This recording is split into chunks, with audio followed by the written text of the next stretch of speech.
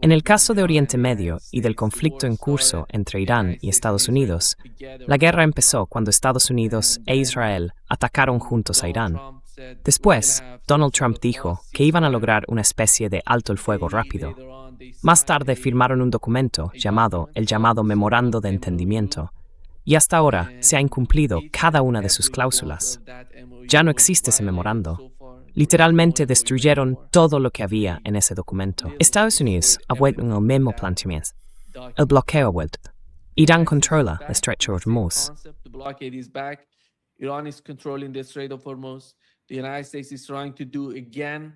Estados Unidos está intentando hacerlo otra vez, repitiendo la Operación Libertad que llevaron a cabo antes. E Irán está atacando los petroleros. Uno de los petroleros ayer, al menos teníamos imágenes ayer, mostraba cómo uno de esos buques turcos era, ya sabes, hundido en el estrecho de Hormuz. Esa es la situación en el estrecho. Por otro lado, los dos bandos están combatiendo. El campo de batalla es Irán y los países del Consejo de Cooperación del Golfo. Y esos países, básicamente la mayoría de ellos, están implicados en la guerra. Hace apenas unas horas anoche, supimos que Omán no formaba parte del conflicto, como ya sabías desde que empezó la guerra.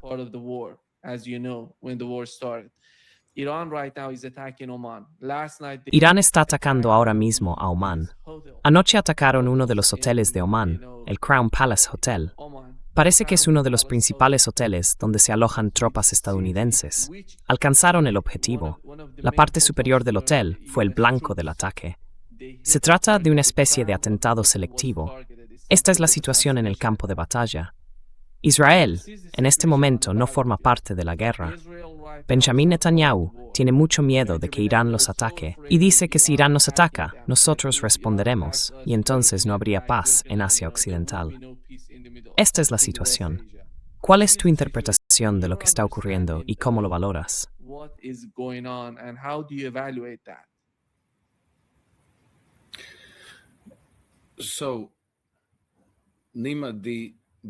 Así que, Nima, la única forma en que una guerra de Estados Unidos, una guerra entre Estados Unidos e Israel contra Irán, podía tener algún sentido, es decir, entre comillas, tener sentido, era siguiendo la lógica del falso argumento de venta de Benjamin Netanyahu. Ya sabes, eso de que si llevamos a cabo un ataque sorpresa contra Irán, lanzamos ataques de decapitación, eliminamos al liderazgo y activamos nuestros activos sobre el terreno, los manifestantes que el Mossad ha estado cultivando durante muchos años, y luego ese elemento más agresivo, el que estaba armado, aprovecharía las protestas como cortina de humo para entrar y provocar un cambio de régimen, de una forma parecida a lo que ocurrió en Ucrania en 2014. Entonces, ese tipo de escenario, desde el punto de vista del imperio, podría tener sentido.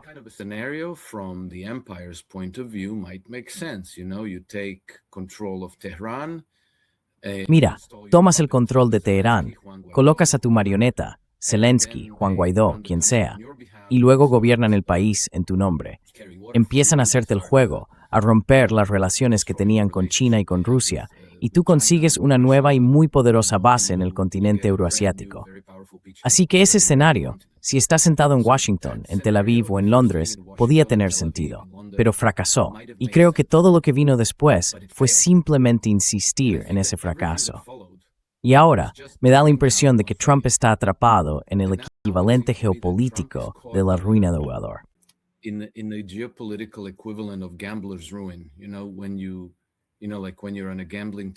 Sabes, es como cuando estás en una mesa de juego y estás perdiendo dinero y te das cuenta de que o te levantas sin nada o sigues apostando, esperando que la siguiente jugada te salga bien. Así que sigues metiendo más esfuerzo, más dinero, más recursos, con la esperanza de que de alguna manera consigas derrocar al gobierno. Quizá presionando a los kurdos, a los saudíes, a los iraquíes, para que lancen una invasión terrestre. Quiero decir, Trump incluso hablaba ayer de que, bueno, sí, la invasión terrestre, que otros la harían por nosotros.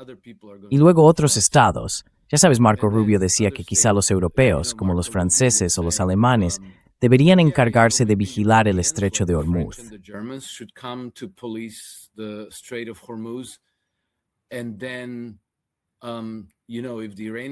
Y luego, claro, si los iraníes los atacan, entonces se van a ver en guerra con Alemania o con Francia. O sea, ¿de qué estás hablando? ¿Vas a ofrecer a Francia y Alemania, o a quien sea, para que se conviertan en cobeligerantes, para que se metan en tu guerra elegida, esa que fracasó en febrero?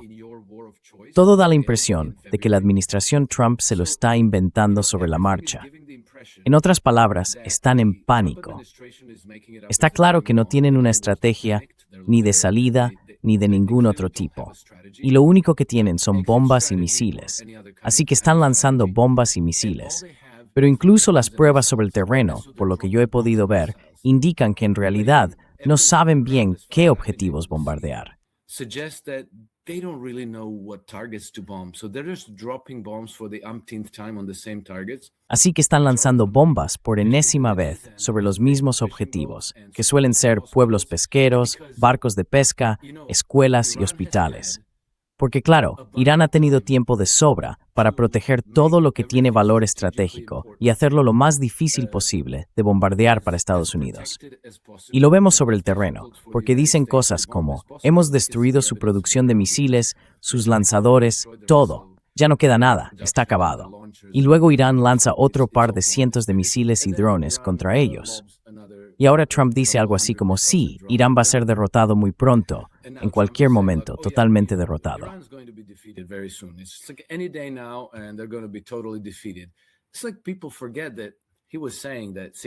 Es como si la gente olvidara que él decía que hace 6 meses Irán estaba acabado, que todo estaba destruido, que no quedaba nada, que todos básicamente estaban rindiéndose. Yo no veo un final feliz en esta historia, ni para Estados Unidos ni para Israel.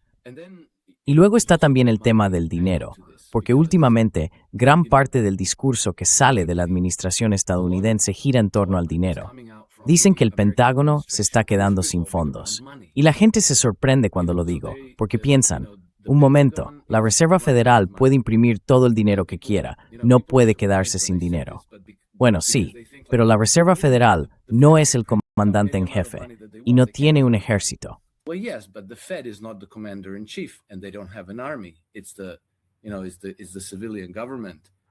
Es el gobierno civil el que está al mando del ejército, y la financiación no va directamente de la Reserva Federal al ejército. Así que existen, aunque sean imperfectos, ciertos controles y equilibrios. Si el Pentágono se queda sin dinero, tiene que acudir al Congreso y pedir fondos adicionales. Al principio se hablaba de unos $70,000 millones, luego eran unos $350,000 millones.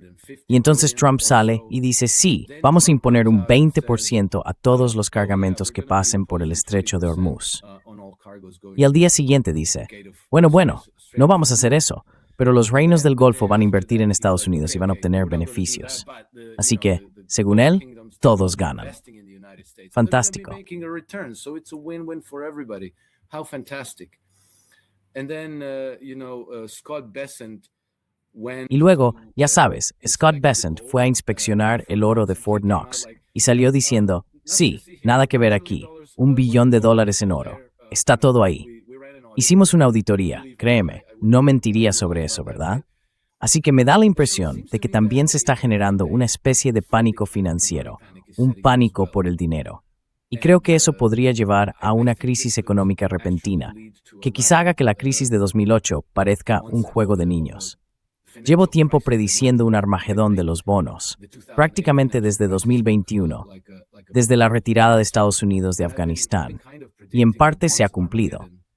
Tuvimos un mercado bajista muy fuerte en los bonos del Tesoro, no solo en Estados Unidos, también en Europa y en el Reino Unido desde 2021. Pero luego se estabilizaron en el 23, el 24 y el 25. Y ahora vuelven a estar bajo presión.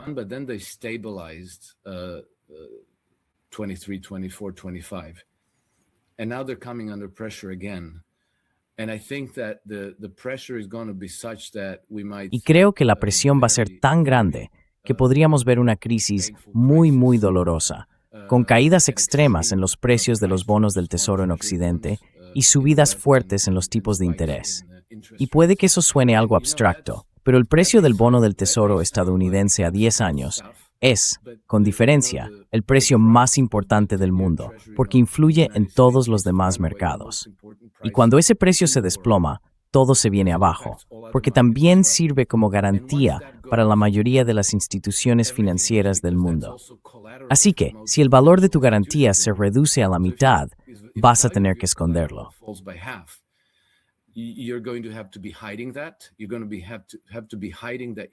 Vas a tener que ocultar que estás en bancarrota. Y la única forma de hacerlo es imprimiendo dinero de la nada para tapar esos agujeros, lo que lleva directamente a la hiperinflación. Así que estamos ante un posible colapso que podría parecerse al de la República de Weimar en Alemania, el siglo pasado, o al de la Unión Soviética. Es algo realmente dramático. Y creo que, en parte, eso explica la desesperación del gobierno de Trump. Están librando una guerra que sé que no pueden ganar, pero de la que tampoco pueden retirarse. No apoyo derrotas.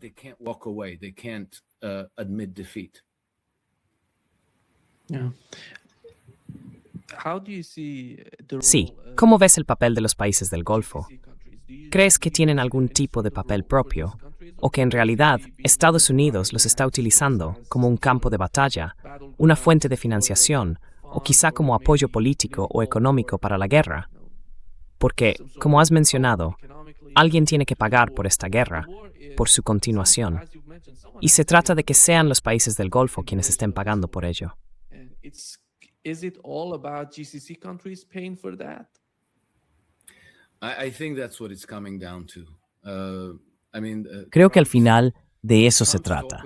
Quiero decir, cuando Trump habló de imponer aranceles del 20% o tasas del 20% a la carga que pasa por el estrecho de Hormuz, eso fue una especie de adelanto del chantaje que se avecina para los reinos del Golfo. Y luego, bueno, creo que quizás se lo pensaron dos veces. No daba buena imagen, muy mala óptica de hecho, y probablemente resultaba muy alienante para los países del Golfo. Así que él salió con algo como, sí, van a invertir en la economía estadounidense. Entonces, ¿de qué estamos hablando exactamente? Los países del Consejo de Cooperación del Golfo tienen, según se estima, unos $5 billones invertidos en instituciones financieras occidentales, ya sabes, en efectivo y en sus fondos soberanos de inversión.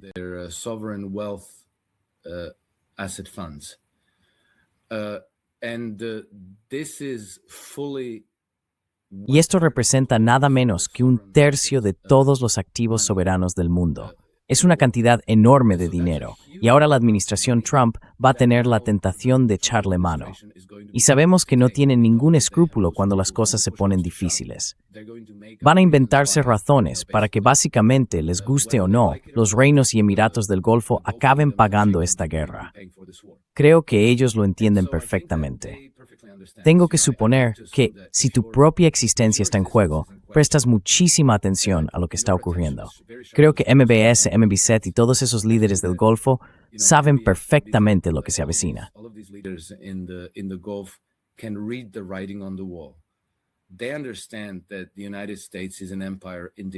Entienden que Estados Unidos es un imperio en declive. Saben que la protección estadounidense por la que han estado pagando es muy ineficaz. Todos esos sistemas de armas tipo Lamborghini o Ferrari, que se ven muy bien sobre el papel y en condiciones perfectamente preparadas, en una guerra real no funcionan. Son carísimos y Estados Unidos no es capaz de producirlos en cantidades suficientes como para marcar la diferencia. Al mismo tiempo, Irán lleva mucho tiempo por preparar esta. Es una potencia member, es existencial para ellos. Así que Irán no va a rendirse. So Iran is not about to roll over. Iran is not going to be brought to the negotiating. Irán no va a sentarse a negociar a base de bombas. Irán va a luchar hasta el final, hasta lograr la expulsión total de las potencias colonialistas occidentales de la región. Y a estas alturas no se trata solo de Irán. Irán cuenta con el apoyo total de China, de Rusia, de Pakistán y de Corea del Norte. Así que creo que el mundo ha entendido a qué se enfrenta. Y si Irán cae, puede que todos caigan. Podrían ir eliminándolos uno a uno. Por eso entienden que tienen que respaldar a Irán. Creo que probablemente con la posible excepción de MBZ, el líder de los Emiratos Árabes Unidos, todos lo comprenden. I think that they understand this. And I suspect, I would be surprised. Y sospecho, me sorprendería que no tuvieran líneas directas con los iraníes, diciéndoles algo así como, mirad, no podemos desafiar abiertamente al imperio, pero queremos que esta guerra cause el menor daño posible entre nosotros. Queremos mantener la paz todo lo que se pueda entre nosotros. Y esos ataques de los saudíes contra Yemen, contra Sanaa, sospecho que podrían ser operaciones de falsa bandera para hacer imposible que Arabia Saudí se mantenga fuera de la guerra. Ya sabes, quieren empujar a Arabia Saudí, a Irak, a Siria, a todos los estados del Golfo, a Azerbaiyán y a todos los demás a unirse contra Irán, porque Estados Unidos o Israel no pueden ganar esa guerra por sí solos. Pero creo que está fracasando, porque todo el mundo puede ver que es una jugada perdida. Al mismo tiempo, los reinos del Golfo están en una situación muy complicada. At the same time, the Gulf kingdoms are in a very difficult position. As I said, they have an estimated $5 trillion. Como dije, ya sabes, tienen unos 5 billones de dólares en activos en Occidente y probablemente lo van a perder todo. El funcionamiento de sus estados depende de ese dinero, depende de poder acceder a él. Así que si pierden ese acceso, si no pueden pagar los sueldos de los profesores, de la policía o de sus soldados, podrían ser derrocados. Podrían acabar colgados o decapitados. Creo que están en una situación extremadamente difícil. Así que pienso que van a intentar aprovechar un poco la situación para no antagonizar demasiado con Irán, pero tampoco con los estadounidenses ni con los israelíes, y esperar que la tormenta pase sin que se les venga la casa abajo. Without tearing down their houses.